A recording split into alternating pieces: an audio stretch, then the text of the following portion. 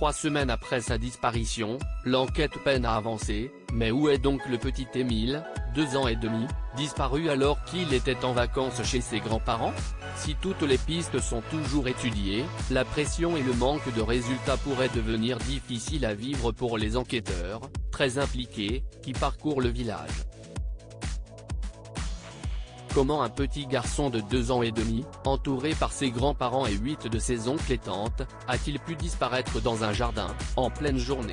Si la question paraît simple, la réponse l'est beaucoup moins. Depuis 3 semaines désormais, les enquêteurs recherchent désespérément le petit Émile Auvernais, sans que celui-ci n'ait réapparu.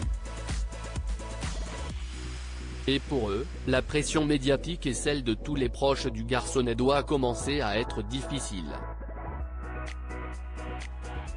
Si est une phase psychologiquement très dure pour les enquêteurs. Je n'aimerais pas être à leur place, a d'ailleurs témoigné Éric Héméraud, ancien patron de la section de recherche de Montpellier qui a répondu à nos confrères de Midi Libre. Mais pas question pour lui, ni pour aucun des policiers sur place, d'abandonner si vite, surtout vu l'âge du petit garçon recherché. On peut avoir des hauts et des bas, mais de là à être découragé pour une disparition d'enfant, je ne l'ai jamais vu, détaille en effet un enquêteur de la PJ, resté anonyme.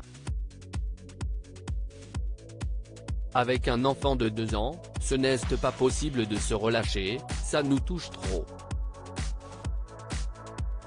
Un point de vue partagé par un commissaire, également interrogé. Pour lui, la trentaine de personnes qui travaillent sur le dossier doit subir une pression énorme, parce qu'il s'agit d'un enfant, et que tout repose sur eux.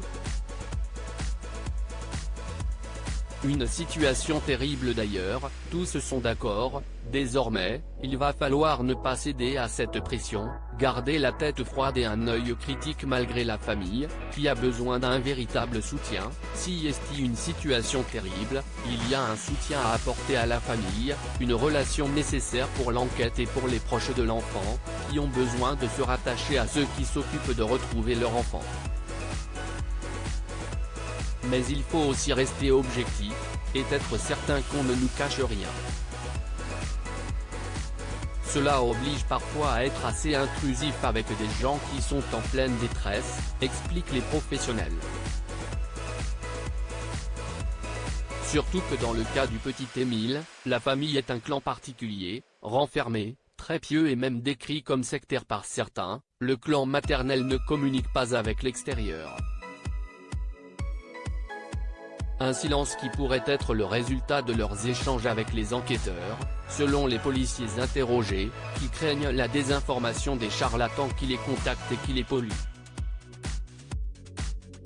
Et l'enquête s'annonce encore longue, même si le village ne contient que 25 maisons, que toutes ont déjà été fouillées et que les habitants ont été interrogés, les gendarmes ont encore beaucoup de données à étudier.